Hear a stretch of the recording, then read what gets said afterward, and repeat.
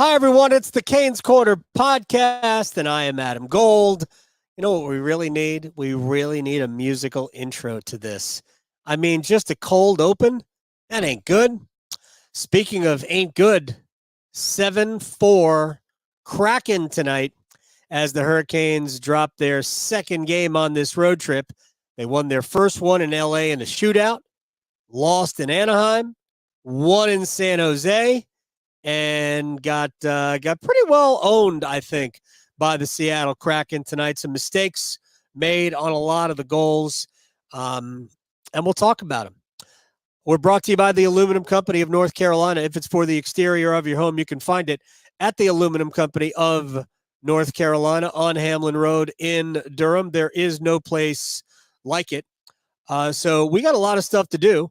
I have to make some slight adjustments to the screen so we know exactly what we're doing here. And yes, don't you know, we're brought to you by the Aluminum Company of North Carolina. See, it is the Morning After podcast. My gosh, here on YouTube. Anyway, aluminumcompany.com. Wasn't that artfully done? All right, let's get to it. It was kind of ugly. Again, Hurricanes gave up the first goal for the fourth time in 5 games. They're 2-2. That ain't bad. Usually you give up the first goal, you lose, right? Most teams do that. How important is the first goal? Well, Carolina's conceded the first goal 4 times so far through 5 games this season. And the weird thing is that I'm pretty sure that in all 4 times they've done it, they were the better team until the goal. Right? It happened in San Jose. They were the better team. San Jose gets the one chance. It's a beauty, and they score the goal. You know, this wasn't even that good a scoring chance, but Yanni Gourde, side of the net, deflection, past Antti Ranta, and the goal is scored. So Carolina, I mean, I'm not sure that in and of itself is something to be worried about. It's more fluky than anything else. But they fell behind in the game. I don't feel like they were chasing the game, especially since they equalized 19 seconds later, right off an offensive zone faceoff. Jesper Fast, I believe, helps Jordan Stahl win the draw. Jacob Slavin puts the shot on. Fast is in front of the net. Boom, we got a goal when the puck goes through, and Fast is there to bang it home. So it's 1-1 right away. Then the power play for Seattle. Seattle came in 1 for 11 with the man advantage. They weren't very good on the power play last year. In fact, they were below average in both the power play and the penalty kill a year ago. But they get the power play goal. Jaden Schwartz left alone in front, and he just makes a little forehand, backhand move, and he slides it between the pads of Antti Ranta, who, for my money, and we're going to talk about this in a second, I thought played with a lack of confidence tonight. Antti has played twice before tonight, and in each of those games, he allowed a bad goal. He did. That's just being truthful, I believe. A very bad goal in each of the 2 games. And I'm just, the funny thing is that when I saw him play in the preseason, I know he allowed some goals in the preseason. A lot of that is who you're playing with. I thought Antti was dynamite in the preseason. I was super encouraged by Ranta and Anderson and Kochetkov when I saw them play in the preseason because I thought all 3 of them were really good. Antti hadn't been really good through 3 appearances. 2 of them starts. Freddie couldn't go tonight. Wasn't ready to come back after taking the puck right to the, right in the eyes, basically, right between the eyes, hit him in the face mask. On Tuesday night in San Jose, only played 5.5 minutes of that game. And Ranta played very well, except for one bad goal he allowed. That was a power play goal as well. That was really a very stoppable shot.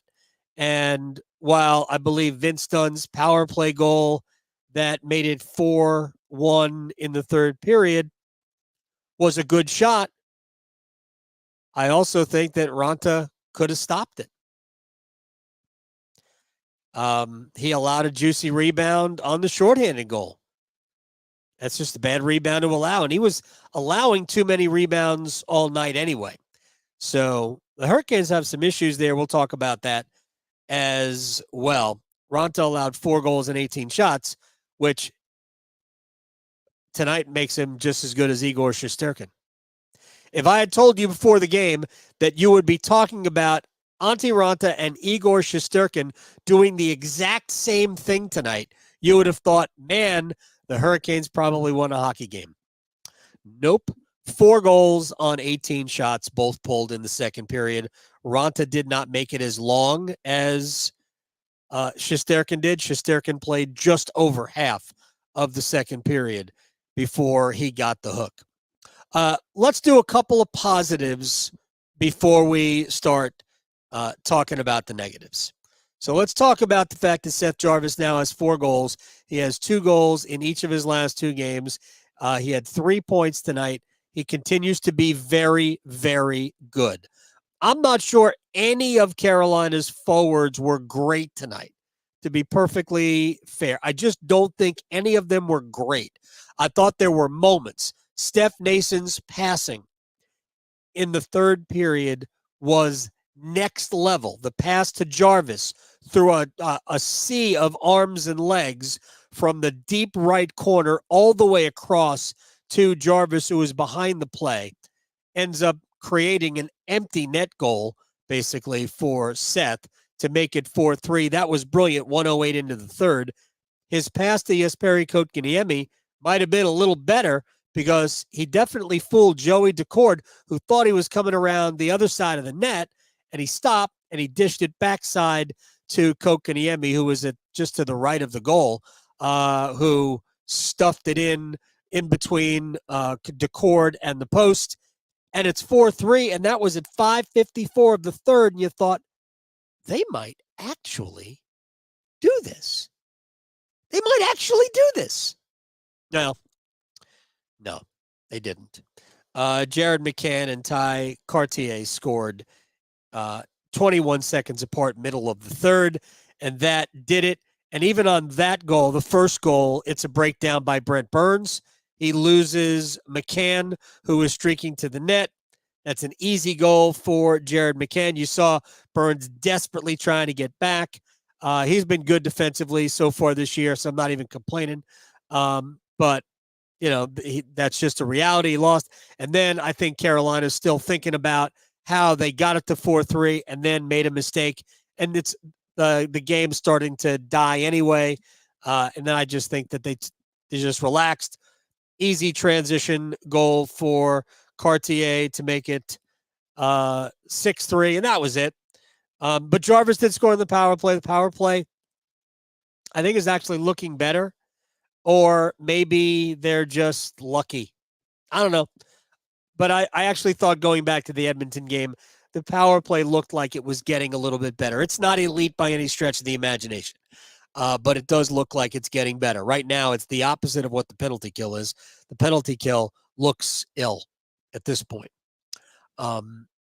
Some of that is just you need to get into a rhythm, and they're just not in it right now, obviously. But real quick, was it the Brendan Lemieux penalty? I've got issues with Brendan Lemieux, but the interference penalty they called on Brendan Lemieux, to me, it's no penalty. It's absolutely incidental contact between Lemieux and Jared McCann. But if you had to give a penalty there, it's McCann. It's McCann really nobody initiated the contact, but it's McCann that got in Lemieux's way. Again, completely accidental, but Lemieux is skating toward the middle of the ice to go pursue the puck. McCann's going the other way. I just don't understand how you call that on Lemieux. But again, should have been a no call. Nobody's really at fault there at all. All right. We're going to take some phone calls. It ain't phone calls. We're going to, answer some of your questions in the comments. But I'm going to start with The only thing that is really bothering me so far in this 5 games of the season, and I'm going to say this knowing that it's just 5 games in, and it takes a while for defensemen to figure it out. I am deeply concerned that Dmitry Orlov cannot play here. It is a fear that Carolina, who thought they were bringing in an incredibly important part of a team that's going to win a Stanley Cup, and he was going to play 20 minutes a night in a third pair, getting power play time on the second unit, and I'm not sure he can play here. He doesn't skate well enough. How do you put this delicately? I have seen him appear discouraged on the ice, not depressed or anything like that, but you know what? The shorthanded goal, yeah, it's a Ranta rebound, but you either have to get that puck or you have to get back.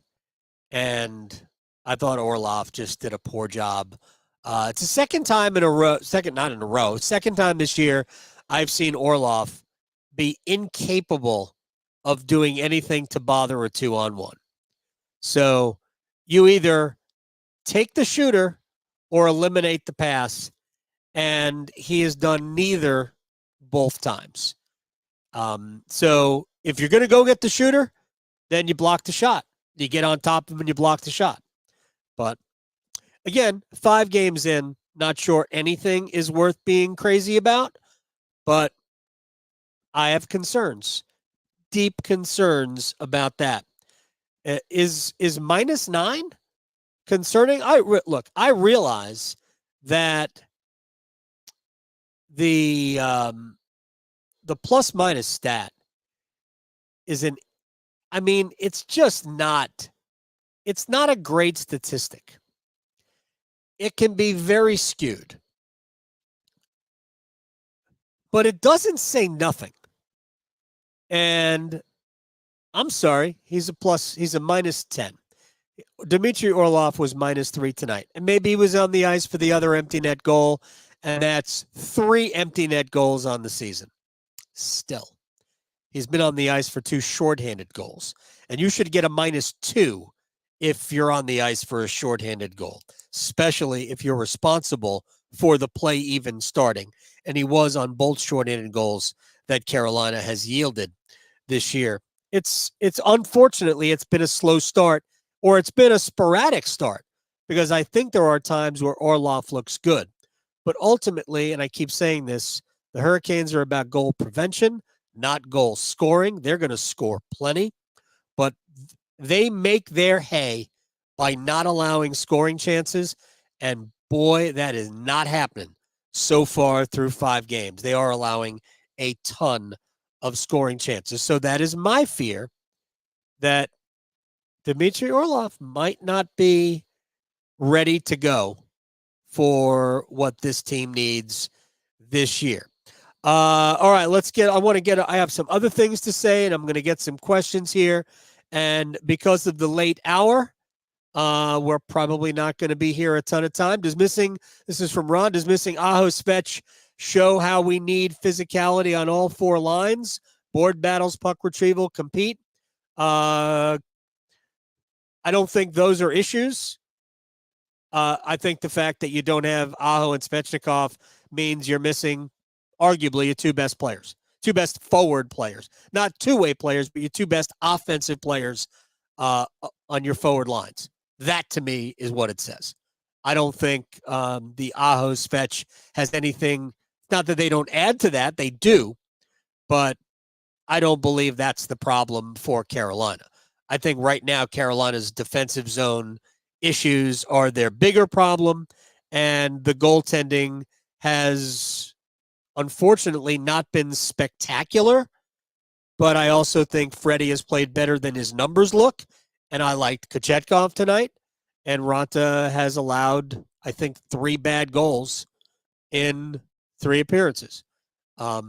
So, Matthew, I honestly don't know what to say. Even without Aho, they shouldn't have lost to Seattle. Just another pathetic. All right, let's not get me angry on at 1:33 Eastern time, and let's see, 4:03 p.m. in Adelaide, Australia. Seattle made the playoffs last year. They scored 3.5 goals a game. They had the 5th best offense in the NHL. They beat Colorado by winning games 5 and 7 in Denver. If you thought that this team was just going to walk out onto Climate Pledge Arena, throw their hats on the ice and win, I got nothing for you. Seattle is an outstanding team, and they are going to make the playoffs in the West. I just don't understand. I have a hard time with the anger already. Like, this person doesn't suck, that person doesn't suck, this person doesn't suck. All right? This is Adam Gold. Yes, look, it's not dark. I got a light right here. Samuel, since we are having defensive issues, do you think going 11-7 can help with that or not? They've been 11-7 3 times this year. They've allowed 21 goals if you take out the 3 empty net goals. So I actually think they need to be 12-6. Some uncomfortable conversations have to be had. I'm going to have one uncomfortable conversation right here. Brendan Lemieux? Nah, not it. Doesn't do much. I mean, what is Brendan Lemieux? He scored a goal in LA. Awesome. I'm good without Brendan Lemieux. Now, he'll be the extra forward when Aho and Svechnikov come back to the lineup. I don't think Aho will play Saturday in Denver. Maybe he will. Maybe he'll play in Denver. That would be great. I think more likely you'll see Aho in Tampa. And I hope that Svechnikov will play against Seattle when the Kraken come to PNC Arena next Thursday. So at that point, yeah, Lemieux's gone. Lemieux's out of the lineup. He's upstairs, maybe sitting next to me in the press box. But to be honest, Brendan Lemieux doesn't do it for me. Waivers and minor leagues, that would be fine. Or if somebody else wants him, that would be okay too. Frankly, I'd just as soon have, I don't know, Jamison Reese playing. But Reese is a prospect, sort of, so let him play. But I just don't think you need a Brendan Lemieux on your team. I don't think he really plays all that well. Not entirely sure he's in the best shape I've ever seen. I know this. He was not crazy about the way Carolina plays in terms of their style. But I think he was brought in for a little bit of extra sandpaper, but that's what you got Michael Bunting for. And to an extent, that's what Dmitry Orlov is supposed to do.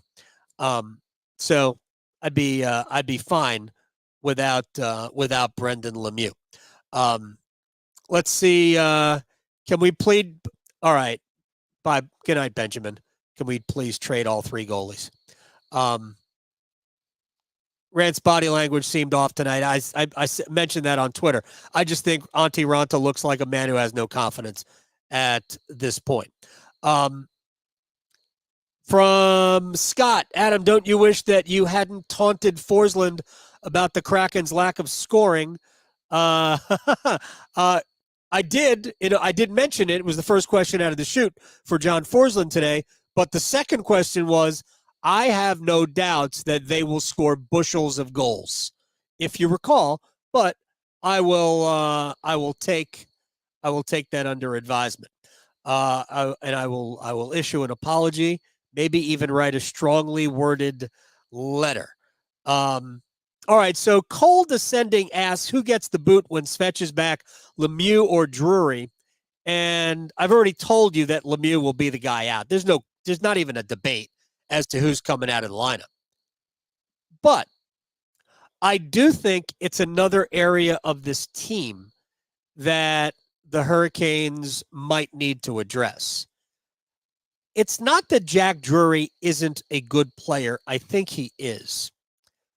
I just think that Carolina can have and probably needs to have a better player than what Drury is providing.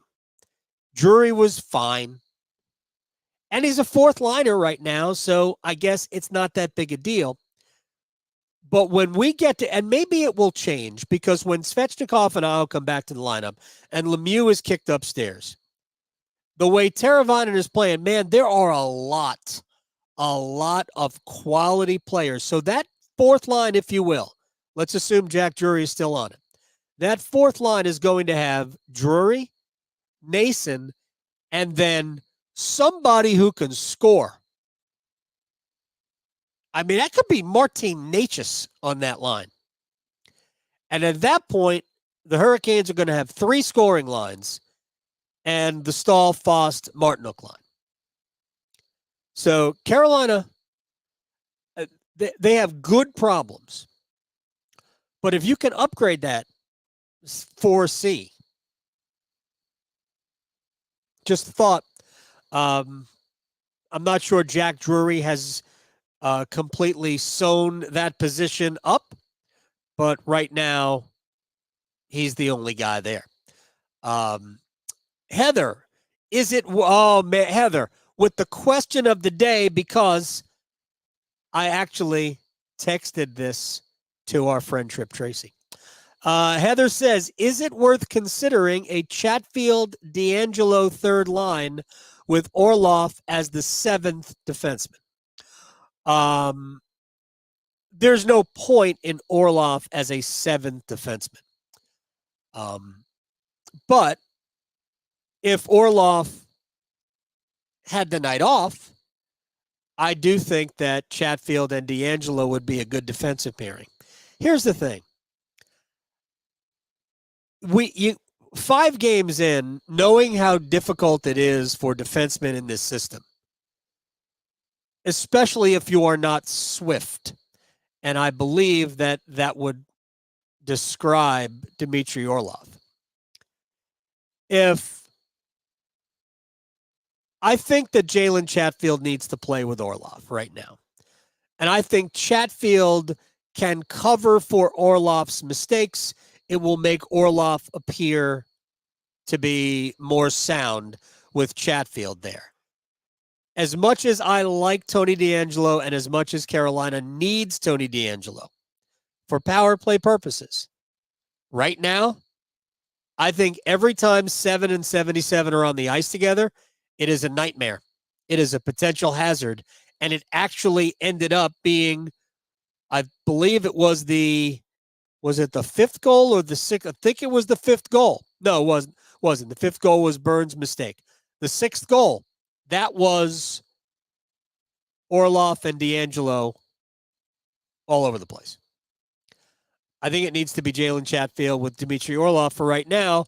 And at some point, maybe Orlov settles into the way the Hurricanes play, and you can put DeAngelo back with him. Problem is, you got DeAngelo because you want the power play to be better, and DeAngelo is the best you have at quarterbacking the power play, walking the blue line. So there are decisions. Like I said, there are uncomfortable decisions and questions that have to be asked and answered for this team. Again, I'm not putting too much stock into tonight in terms of, I mean, I think Seattle's good. I'm not surprised at all that Seattle won the game. I think Seattle is legitimately good. And last year, to me, was no fluke. Are they better than Colorado? No, but they were more than capable of beating them because they were more than capable of scoring a bunch of goals.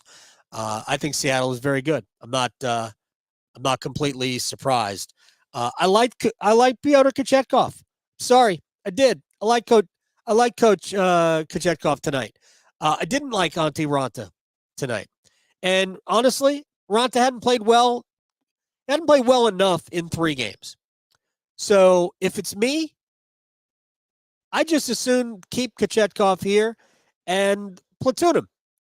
Let he and Freddie go back and forth. But what I think is going to happen is that as soon as Freddie can play, Kochetkov's going to go back to Syracuse and play a bunch of games in the NHL, and Ronta will be the backup, and they'll just treat Freddie like a number 1 goaltender. But I thought Kochetkov was good. I thought Ronta was not, but I also think that Ronta was got no help from the defense in front of him. Hurricanes have allowed now 6 power play goals in 23 tries by the opposition. We talked about it before. I think the penalty kill is a rhythm like anything else, and I don't think they're on in rhythm at this point. So let's file these things away. Antti Ranta right now, no good. Is a problem. 7, Dmitry Orlov is an issue. Going to have to keep an eye on it. And Brendan Lemieux is essentially useless to me.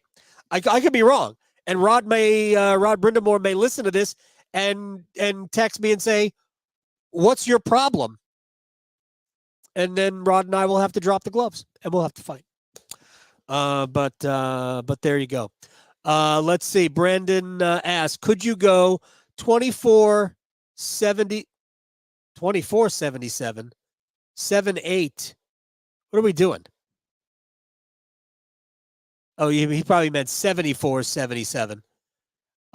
They're not breaking up Slavin and Burns.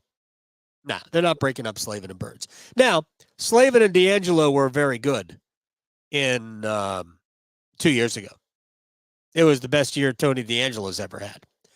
But, they're not breaking up Slavin and Burns. They're not breaking up the top 2 pair. 74-8, staying together, and 76-22 are staying together. In my opinion, the only way that let's try how do you put this? Because to me, right now, for me, Tony D'Angelo is the 7th defenseman. Unless Dmitry Orlov is the 7th defenseman, and there's no way you paid somebody $15 million plus over 2 years and healthy scratch him in Game 6. There's just no way that's going to happen. So given the lineup right now, for me, Tony comes out. And Chatfield plays with Orlov until they figure it out. By the way, Colorado might be an issue with the way Carolina is defending, especially in their own end. On top of that, maybe Orlov, quarterbacking the second power play, needs to be a little bit more careful. That's twice. You can't do that. If you're the only defenseman, you can't make mistakes at the blue line like he has made. So, very quickly. How far do you believe Svetch is away from coming back? I don't know. He hasn't skated in anything but a yellow jersey yet, but I all along thought that they were targeting the Seattle game, which is a week from tonight at PNC Arena, but he's got to go through 2 practices out of the yellow jersey before he can play. And that will do it for us here on the Canes Corner podcast, brought to us by the Aluminum Company of North Carolina. If it's for the exterior of your home, you can find it at the Aluminum Company of North Carolina on Hamlin Road in Durham. No place like it. Sammy Hanner's crew do a great job. You should check them out. If you need some siding, roofing, entry doors, storm doors, gutter helmets, railings, awnings, I don't know. Bryce, any chance we see Tavo Teravina as a center even after Aho returns? Yeah. That's the upgrade at center over Jack Drury, right? Aho, Teravinen, Stahl, Kokoniemi. It is. Now who's the winger? Who's the winger you add? Because if you're taking Drury out of the lineup, Lemieux's not good enough to play here, not on a regular basis. So who was the winger that goes there that adds to your offense? Right? That's to me, that's the question. But I can feel that. I can feel that. I mean, ideally, you like somebody better, somebody who has played center a lot. I mean, ideally, that guy's named Elias Lindholm. But I don't even know if I'm allowed to say that. And with that, it is time to tell you that we'll do this again live on YouTube. Hey, gently caress the subscribe button. You can leave us a review or a comment. I frankly don't even know how that works, and I won't read them. But if you would like to, that's fine. I don't know if there are stars to give, but if there are stars to give us some stars. You decide how many. It's fine. And we'll do this again on Saturday night after the game against the Avalanche. Until I bid you a good morning from the Canes Corner podcast.